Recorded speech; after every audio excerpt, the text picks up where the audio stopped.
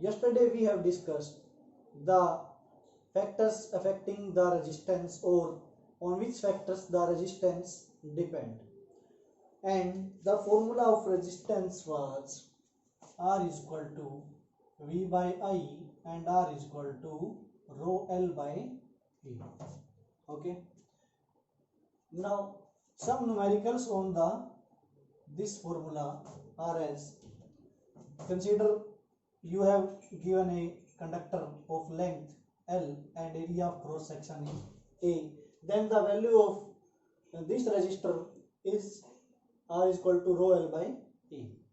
Now the numericals are based on the change in length or in area of conductor.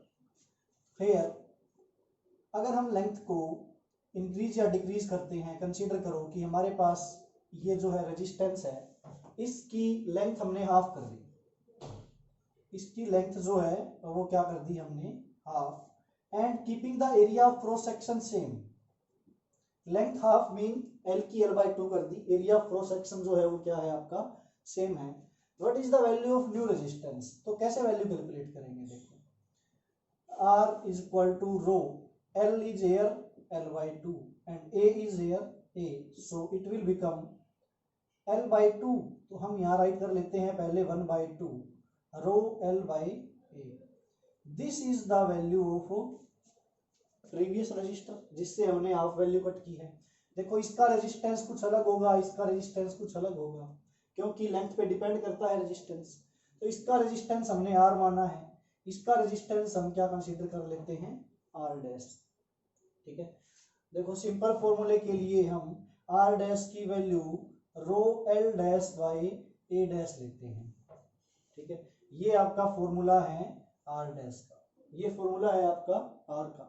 अगर इस conductor में, इस register में कोई भी चेंज करते हैं हम, तो हमारे पास न्यू रेजिस्टेंस की वैल्यू ये आएगी, क्योंकि रेजिस्टेंस की वैल्यू L और A पे डिपेंड करती है. रो चेंज क्यों नहीं किया हमने? क्योंकि हमने पढ़ा फैक्टर अफेक्टिंग द रेजिस्टिविटी किस किस पे डिपेंड करता है, नेचर और टेम्परेचर पे. तो इसका नेचर और टेम्परेचर हमने चेंज नहीं किया. नेचर मीन जिस चीज से ये बना हुआ है, जो मटेरियल है इसका, ठीक है, और टेम्परेचर चेंज नहीं किया, तो रेजिस्टिविटी की वैल्यू जो है वो क्या रहती है, सेम रहती है. वो ना तो एरिया चेंज करने पे चेंज होती है और ना ही लेंथ चेंज करने पे चेंज होती है. इसलिए हमने R डैश में रो जो है वो क्या रखा, R और R डैश में सेम रखा. तो यहाँ पर L डैश की वैल्यू क्या है, L बाई 2.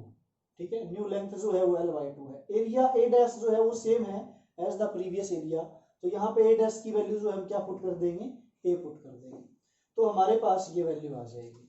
तो न्यू रेजिस्टेंस R डैश जो आएगा 1 by 2, this is the value of previous resistor R. So R dash is equal to R by 2. अगर लेंथ हाफ कर देंगे तो रेजिस्टेंस जो है वो क्या हो जाएगा, आपका हाफ हो जाएगा. पहले R रेजिस्टेंस था, अब R बाई 2 हो गया. वैसे डायरेक्टली पता चल रहा है. ठीक है, मेथड अगर हम अप्लाई करते हैं, कैलकुलेट करके दिखाते हैं पेपर में, टेस्ट में, न्यूमेरिकल्स में, तो हम ये अप्लाई करेंगे. ठीक है, R डैश का फॉर्मूला ये अप्लाई करेंगे, L डैश की वैल्यू पुट करेंगे, A डैश की वैल्यू पुट करेंगे. नाउ कंसीडर दिस कंडक्टर, इस कंडक्टर की लेंथ हमने हाफ कर दी और एरिया भी हमने इसका डबल कर दिया 2A. तो L बाई 2 जो है वो किसकी वैल्यू है हमारे पास, वो वैल्यू है L डैश की. ठीक है, L डैश की वैल्यू है. यहाँ पर एरिया 2A है, मीन डबल कर दिया हमने एरिया, ये 2A, तो ये किसकी वैल्यू है हमारे पास, A डैश की वैल्यू है. तो नया रेजिस्टेंस क्या आएगा, एक मटेरियल तो सेम ही है, तो रेजिस्टिविटी रो जो है वो सेम रहेगा. तो इस कंडक्टर का रेजिस्टेंस जो है R डैश, क्योंकि लेंथ या एरिया में से कुछ चेंज हो रहा है तो रेजिस्टेंस चेंज हो जाएगा R डैश. फॉर्मूला क्या है, rho L dash by A dash. Rho L dash की वैल्यू क्या है, L बाई 2. A डैश की वैल्यू क्या है, change in area, that is 2A. तो here it will become rho L by 4A. ठीक है, 1 बाई 2 और 2 1 बाई 4A. हम इसको ऐसे राइट करेंगे 1 by 4 rho L by A. Rho L by A जो है वो किसकी वैल्यू है, R की, तो हम इसको लिखेंगे 1 बाई 4 R.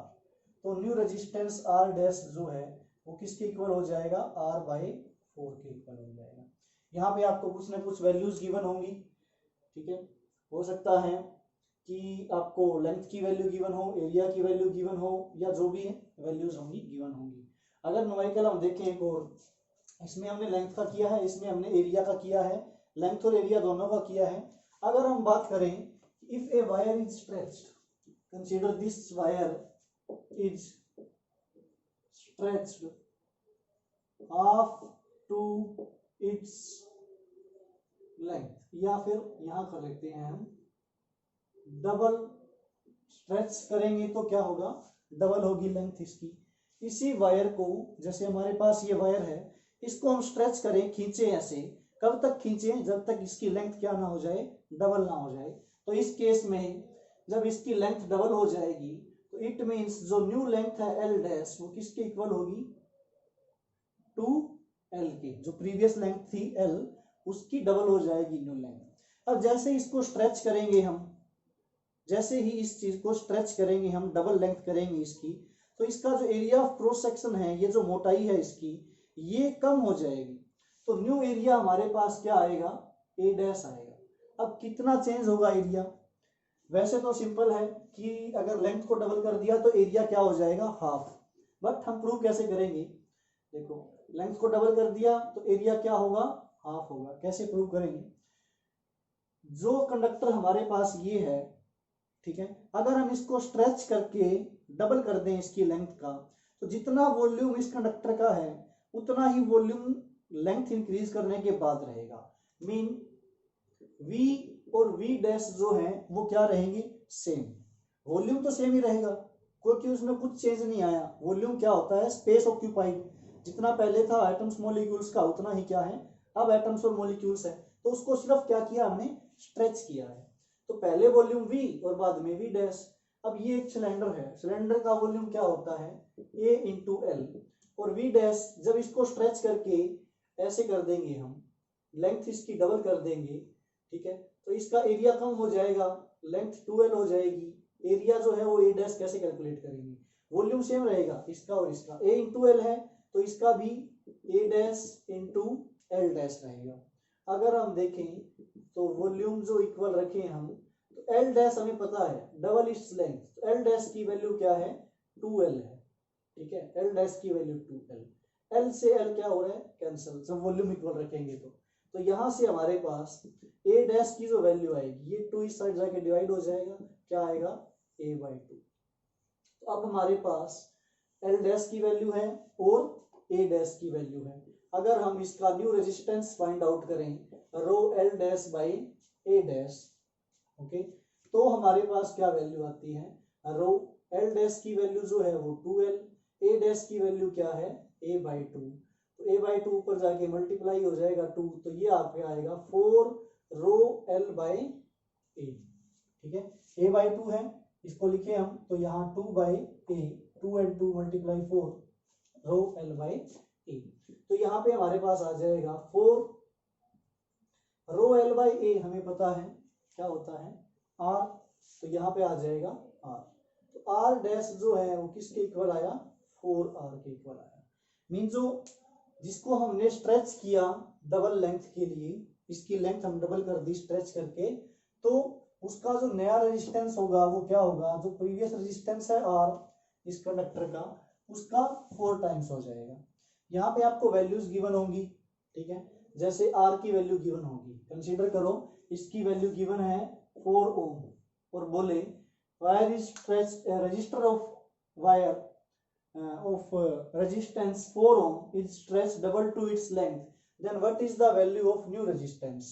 तो यहाँ पे हम R की वैल्यू पुट कर देंगे 4 ohm जो पहले वैल्यू थी, तो न्यू वैल्यू R डैश जो है वो 4 इंटू 4 16 ohm आ जाएगी। इसी वे में इस फॉर्मूले पे आपको न्यूमेरिकल्स गिवन होंगे, जिसमें वायर की जो रेडियस है वो गिवन होगी, वायर की रेडियस गिवन होगी। अगर हमारे पास r गिवन है तो हमें पता है कि रेडियस जो है वो क्या होती है, डायमीटर की हाफ होती है।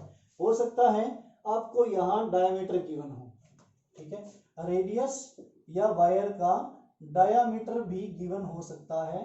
तो आर और डी में से कुछ भी गिवन हो सकता है। आर डी में रिलेशन पता है आपको, रेडियस डायमीटर की हाफ होती है, तो यहाँ से पुट कर सकते हैं। अब एरिया कैसे कैलकुलेट करेंगे इस वायर का, पाई आर स्क्वायर, आर की value pi R square, R की वैल्यू पुट कर देंगे, एरिया आ जाएगा हमारे पास। अगर हम आर की वैल्यू d/2 पुट करते हैं तो हमारे पास क्या आएगा, पाई आर स्क्वायर है मीन d/2 का स्क्वायर, तो पाई d²/4। तो यहाँ से हम इस फॉर्मूले से एरिया कैलकुलेट करके फॉर्मूलाज में वैल्यू पुट कर सकते हैं। बिल्कुल सिंपल न्यूमेरिकल्स होंगे आपके इसके, ठीक है। तो ये थे आपके जो रजिस्टर के न्यूमेरिकल्स कुछ, ठीक है। उसके बाद हम करेंगे कि ये रजिस्टर जो है, ये रेजिस्टेंस की जो वैल्यू है ये कौन से कंडक्टर के लिए है, ये है नॉन ओमिक और ओमिक बोथ। नाउ ओमिक और नॉन ओमिक कंडक्टर क्या होते हैं, ओमिक मींस ओम्स लॉ से आप स्टडी कर सकते हो, डायरेक्टली गेस कर सकते हो। Ohmic conductor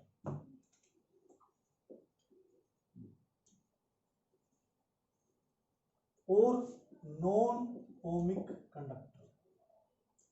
ohmic means obey Ohm's law, ठीक है। ओमिक कंडक्टर क्या होते हैं, जो क्या करते हैं, ओबे ओम्स लॉ। ओम्स लॉ हमने पढ़ा, V = RI, V प्रोपोर्शनल है I के, ठीक है। कब होता है, कांस्टेंट टेम्परेचर पे और कोई भी फिजिकल कंडीशंस हैं, फिजिकल सिचुएशंस जो हैं उनको सेम रखे। तो फिजिकल प्रॉपर्टीज को सेम रखा जाए तो V = RI, ओम्स लॉ को फॉलो करते हैं, वो होते हैं ओमिक कंडक्टर। जो ओम्स लॉ को फॉलो तो करते हैं, ठीक है। ये नॉन ओमिक कंडक्टर भी क्या है, नॉन ओमिक कंडक्टर क्या है, which do not obey Ohm's law. Non ohmic conductor do not obey Ohm's law, ठीक है। बट जो वैल्यू रेजिस्टेंस की है R = V/I, ठीक है। ओमिक में क्या होता है, R जो है वो क्या रहता है, कांस्टेंट। नॉन ओमिक में भी R = V/I होता है, बट इसकी वैल्यू जो है R की वो क्या, कांस्टेंट नहीं रहती, ठीक है। यही डिफरेंस है ओमिक और नॉन ओमिक में। ओमिक में रजिस्टर की वैल्यू, रेजिस्टेंस की वैल्यू R की V/I से कैलकुलेट कर सकते हैं, और R की वैल्यू ऑलवेज क्या आएगी आपकी, कांस्टेंट आएगी। नॉन ओमिक कंडक्टर में भी रेजिस्टेंस कैलकुलेट कर सकते हैं, फॉर्मूला अप्लाई कर सकते हैं V/I, बट R की वैल्यू जो है वो कांस्टेंट नहीं आएगी, ठीक है। इसका ग्राफ आपको पता है कैसे होता है, V और I के बीच में स्ट्रेट लाइन ग्राफ होता है। तो R की वैल्यू जो है हमेशा V और I का रेशियो क्या रहता है, सेम रहता है। बट नॉन ओमिक में क्या होता है, नॉन ओमिक कंडक्टर में क्या होता है, आपका V/I का रेशियो सेम नहीं रहता, चेंज होता रहता है। तो रेजिस्टेंस जो है वो कांस्टेंट नहीं है, रेजिस्टेंस की वैल्यू चेंज होती रहती है, रेजिस्टेंस वेरी करता रहता है, तो नॉट कांस्टेंट होगा। जैसे इसका ग्राफ भी स्ट्रेट लाइन नहीं होगा, क्योंकि स्ट्रेट लाइन होगा तो कांस्टेंट आएगी R की वैल्यू, तो ग्राफ स्ट्रेट लाइन नहीं होगा। ग्राफ कैसे भी हो सकता है, ऐसे भी हो सकता है, ऐसे भी हो सकता है, ठीक है। स्ट्रेट लाइन ग्राफ नहीं होगा, किसके बीच में, V और I के बीच में। तो नॉन ओमिक में फर्स्ट थिंग क्या है कि ग्राफ जो है between V and I not straight line, ठीक है। स्ट्रेट लाइन नहीं होगा, मीन क्या है, रेजिस्टेंस की वैल्यू कांस्टेंट नहीं रहेगी, ठीक है। स्ट्रेट लाइन नहीं होगा मीन नॉट लीनियर, ठीक है, लीनियर नहीं होगा। सेकंड पॉइंट देखो, हमारे पास सेमीकंडक्टर्स रीड किए हमने, ठीक है। सेमीकंडक्टर्स में हम डायोड जो हैं, ठीक है, सेमीकंडक्टर्स कौन कौन से होते हैं उनके बारे में भी हम डिस्कस करेंगे, बट वो हम करेंगे किस यूनिट में, 9th यूनिट में सेमीकंडक्टर के, ठीक है। तो अगर हम डायोड देखें तो डायोड में ग्राफ आता है V और I के बीच में ऐसा, ये आता है फॉरवर्ड बायस में, ये किस में आता है, फॉरवर्ड बायस। ये आपको 9th यूनिट में मिलेगा सुनने के लिए, क्या होती है बायसिंग। ग्राफ आपका जो आता है वो अभी आप देख सकते हो ऐसा आता है, ठीक है, यहाँ पर होगा आपका आई, यहाँ होगा वी, माइनस वी माइनस। तो फॉरवर्ड बायस में ग्राफ जैसे जैसे वी को इंक्रीज करते हैं, आई क्या होता है इंक्रीज, और उसका ग्राफ जो है वो नॉन लीनियर है, एक लीनियर ग्राफ नहीं आता, वो कैसा आता है, नॉन लीनियर ग्राफ आता है। ठीक है, दूसरी बात देखो, आर की वैल्यू कांस्टेंट नहीं रहेगी, आर की वैल्यू तो मिलेगी हमें इस फॉर्मूले से, बट इस फॉर्मूले से ग्राफ से हमें आर की वैल्यू मिलेगी। जैसे इस पॉइंट पे अगर हम देखें इस वोल्टेज पे, तो वी और आई का रेशियो हम ले सकते हैं। ठीक है, यहाँ पे जो भी वी की वैल्यू होगी, यहाँ पे आई की जो वैल्यू होगी डिवाइड कर देंगे, रेजिस्टेंस आ जाएगा। बट ये रेशियो सेम नहीं होगा ऑलवेज, यहाँ कुछ अलग होगा, यहाँ कुछ अलग होगा, यहाँ कुछ अलग होगा। ठीक है, तो रेशियो सेम नहीं रहता इसका, not constant. Now second thing क्या है कि यहां पर देखो, ये आपका है रिवर्स बायस। ठीक है, एक्सप्लेन करेंगे हम इसको 9th यूनिट में सेमीकंडक्टर की। ये आपका है रिवर्स बायस। तो रिवर्स बायस में आप ग्राफ देखो एक बार। ठीक है, ये है स्ट्रेट लाइन, यहां पर वी इंक्रीज हो रहा है, यहां पर वी क्या हो रहा है, डिक्रीज। मीन हमने वोल्टेज को रिवर्स कर दिया, यहाँ प्लस वी है, यहाँ क्या है, माइनस वी है। जैसे ही वोल्टेज को रिवर्स किया है, ग्राफ ऐसा आया है। मीन इस वैल्यू के लिए वी की, इस वैल्यू के लिए करंट की कई वैल्यू आ रही हैं, ये भी, ये भी, ये भी, ये भी, हर एक पॉइंट पे अलग अलग वैल्यू है, क्योंकि आई नीचे इंक्रीज हो रहा है। तो वी की एक वैल्यू के लिए आई की जो है वो कई सारी वैल्यूज हो सकती हैं, ऐसे भी आई की कई वैल्यूज के लिए वी की सेम वैल्यूज हो सकती हैं। जैसे एक ग्राफ हम ड्रा करें अगर, तो ये वी और आई, तो ये हमारे पास ऐसा भी ग्राफ आ सकता है। इसमें क्या है, वी तो इंक्रीज हो रहा है, बट आई जो है वो कहीं नहीं जा रहा इस पॉइंट के बाद। इस पॉइंट के बाद ये स्ट्रेट लाइन है, ना तो आई ऊपर जा रहा है ना ही नीचे। तो आई की सेम वैल्यू के लिए वी की वैल्यू जो है वो क्या हो सकती है, डिफरेंट। यहाँ पे कुछ अलग होगा वी, यहाँ पे इंक्रीज होकर अलग हो जाएगा, यहाँ पे इंक्रीज होकर अलग हो जाएगा। बट आई की वैल्यू क्या रहेगी, सेम। वो कहाँ रहेगी, इतनी ही रहेगी।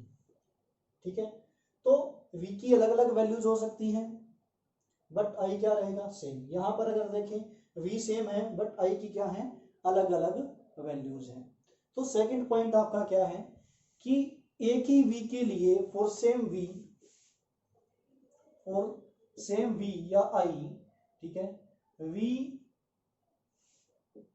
Can have different values. और ऐसे ही सेम वोल्टेज के लिए, जैसे इस केस में सेम वोल्टेज के लिए करंट की क्या हो सकती है, डिफरेंट वैल्यूज हो सकती हैं। बट इस केस में देखें, ठीक है, ओमिक में तो एक वोल्टेज के लिए एक ही करंट की वैल्यू होगी। ठीक है, आई वी कुछ भी कर लो, ये तो सेम ही है। तो इस वी के लिए एक ही वैल्यू होगी आई, बट यहाँ पर देखो वी की वैल्यू यहाँ अलग है, यहाँ अलग है, यहाँ अलग है, इंक्रीज हो रही है, बट आई जो है वो सेम है। यहाँ ऐसा नहीं होता।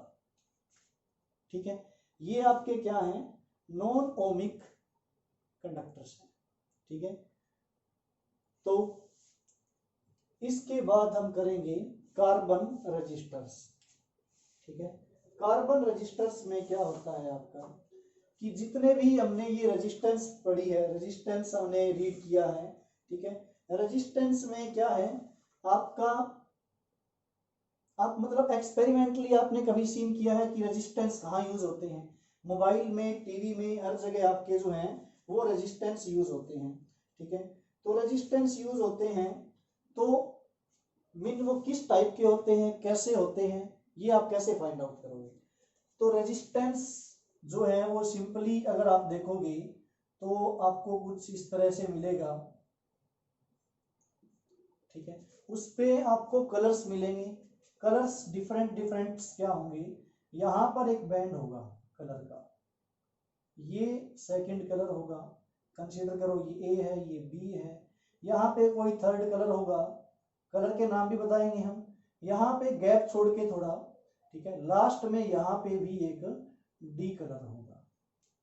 रजिस्टर आप देखोगे तो आपको मिल जाएंगे कहीं भी, टीवी वगैरह में, या फिर आप कंप्यूटर की जो आपकी जो जहाँ पे रैम लगाते हैं हम कंप्यूटर में, ठीक है, वो जो होता है वहाँ पर आप ऐसी रेजिस्टेंस की वैल्यू देख सकते हैं, रजिस्टर्स की, ठीक है।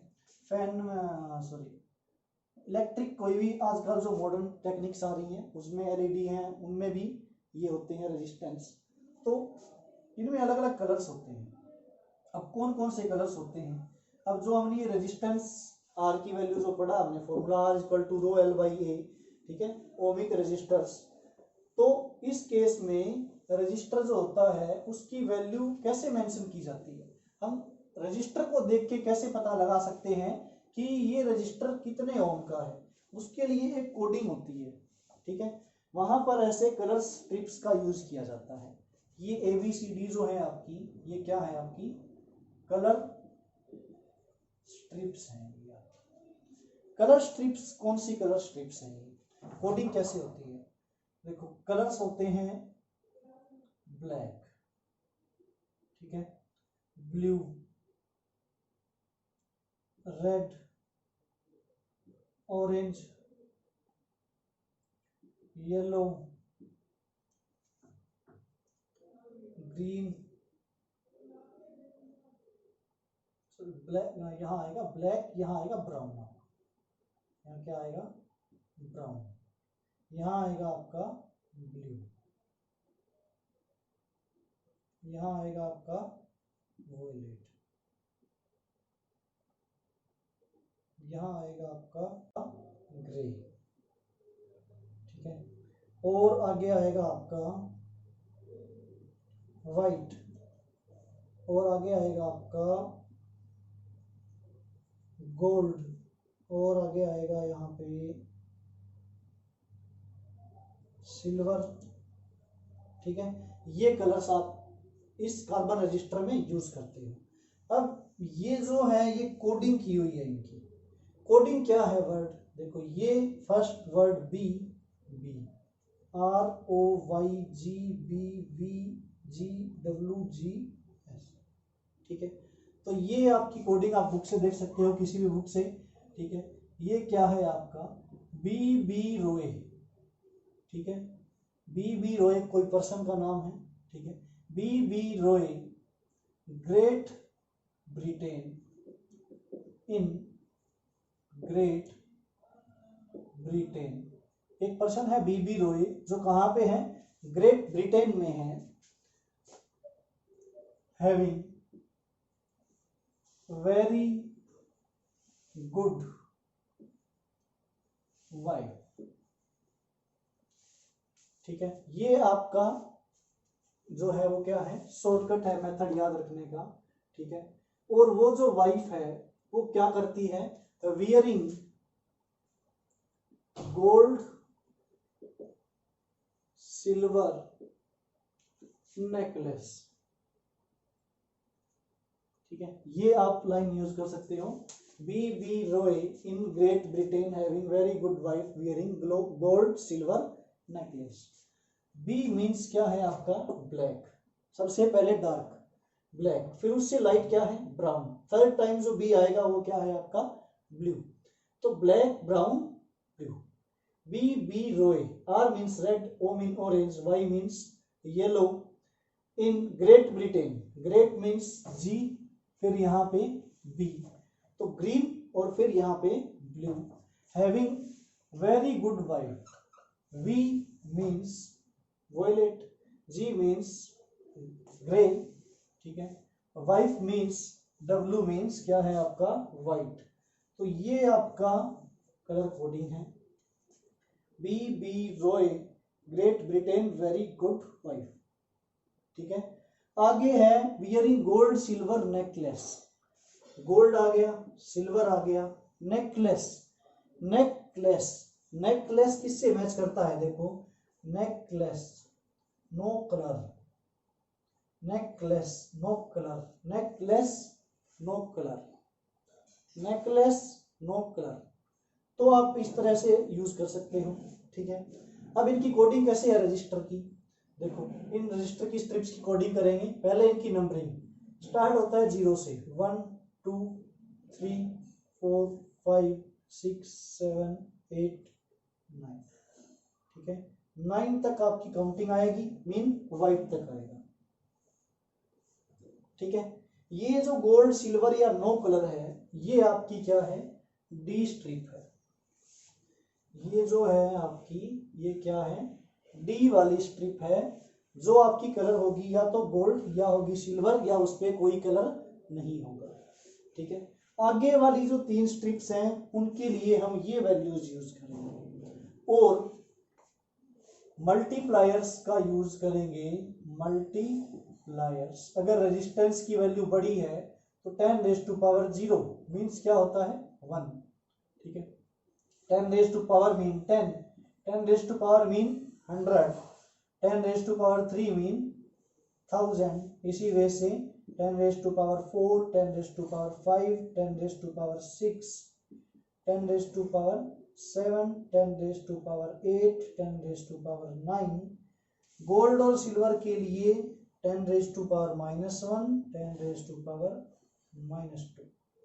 सिल्वर नो कलर के लिए कुछ नहीं। ठीक है, तो ये वैल्यूज कैसे यूज करते हैं, देखो A B C D, ये जो लास्ट है ये हमें पता है गोल्ड सिल्वर या नो कलर मिलेगा। ठीक है, गोल्ड सिल्वर या नो कलर मिलेगा। गोल्ड सिल्वर या नो कलर के लिए क्या होता है आपका, गोल्ड के लिए 5%, सिल्वर के लिए 10%, नो कलर के लिए 20%। ठीक है, ये आपका टॉलरेंस है, ये क्या है आपका टॉलरेंस। ठीक है, टॉलरेंस मीन क्या है, ये रजिस्टर जो है ये कितना टॉलरेट कर सकता है, मीन इसकी रेजिस्टेंस की वैल्यू क्या अप डाउन हो सकती है। इसकी वैल्यू में 5% चेंज आ सकता है, 10% या 20%। ये जो टॉलरेंस होती है ये प्लस और माइनस में होती है। ठीक है, रेजिस्टेंस की वैल्यू जितनी भी आएगी उसमें प्लस माइनस, जिसको हम एरर बोल देते हैं एक तरह से, तो वो आएगा 5%, 10% या 20%। ये डी स्ट्रिप जो होगी वो आपको पता लग गया, इन तीनों में से एक होगी, उसके लिए हमें क्या यूज करना है, प्लस माइनस। गोल्ड के लिए 5%, सिल्वर के लिए 10%, नो कलर के लिए 20%। ठीक है, अब इससे पहले जो स्ट्रिप आती है सी, वो आती है मल्टीप्लायर की। ठीक है, स्ट्रिप किसके लिए आती है, वो मल्टीप्लायर की। ये जो 2 स्ट्रिप्स हैं, यहाँ पर एक भी हो सकती है, ये जो है ये किसके लिए आती है, 0 से लेके 0 से लेके 9 तक, इन नंबर्स के लिए। जैसे एग्जांपल अगर हम लें तो हमारे पास ये रेजिस्टेंस है। ठीक है, और गिवन है हमें ए पे जो कलर है वो कुछ भी मान लो येलो है, बी पे जो है वो ब्लू है, सी पे कलर गिवन है हमें कुछ भी मान लो व्हाइट गिवन है। ठीक है, और डी पे गिवन है सिल्वर। तो ये हमें रजिस्टर पे गिवन है कलर, तो इस पे हम रेजिस्टेंस की वैल्यू कैसे कैलकुलेट करें। ठीक है, तो देखो ए बी, जो सबसे पहले देखेंगे डी सिल्वर है। सिल्वर के लिए हम क्या यूज करते हैं टॉलरेंस का, प्लस माइनस 10%, तो प्लस माइनस 10% हम राइट कर देंगे इसकी। ठीक है, अब इससे पहले वाले कलर पे आते हैं, सी पे। सी पे क्या है, व्हाइट। व्हाइट जो है उसका मल्टीप्लायर क्या है, 10⁻9, क्योंकि हमने बोला ये जो है इससे पहले ये क्या होता है, ऑलवेज आपका मल्टीप्लायर होता है। तो यहां पर आपका आएगा जो, वो क्या आएगा, 10⁻9। ठीक है, मल्टीप्लायर है मीन मल्टीप्लाई किया है 10⁻9 से। ठीक है, अब जो 2 कलर बचे ए और बी, उनके लिए हम वैल्यूज यूज करेंगे। जैसे येलो के लिए और ब्लू के लिए, ए मीन येलो 4, ब्लू के लिए मीन 6। ठीक है, तो येलो के लिए ए 4, बी के लिए क्या है 6। तो ये आपका रेजिस्टेंस की वैल्यू आ गई। इसमें क्या वैल्यू आएगी, ये जो मल्टीप्लायर है 10⁻9 ओम, ये रेजिस्टेंस की वैल्यू आई है आपकी 46 इंटू 10⁻9 ओम, प्लस माइनस 10% क्या है इसकी टॉलरेंस। टॉलरेंस वर्ड आया टॉलरेट करने से, टॉलरेट मीन बर्दाश्त करना, कितना बर्दाश्त कर सकता है ये, इसकी वैल्यू वेरिएशन हो सकती है। ठीक है, रेजिस्टेंस की। तो जैसे फिजिकल कंडीशन चेंज होती है तो रेजिस्टेंस भी चेंज होता है, टेम्परेचर वगैरह या मैकेनिकल स्ट्रेन वगैरह होगी तो रेजिस्टेंस की वैल्यू चेंज होगी, तो कितना टॉलरेट कर पाता है वो। तो फिजिकल कंडीशंस में ये ±10% वेरिएशन आपको दे सकता है, तो इसकी वैल्यू है ये। अगर हमारे पास रजिस्टर की वैल्यू गिवन है ये, तो हम कैसे कैलकुलेट करेंगे कि रजिस्टर पे कौन से कलर हैं।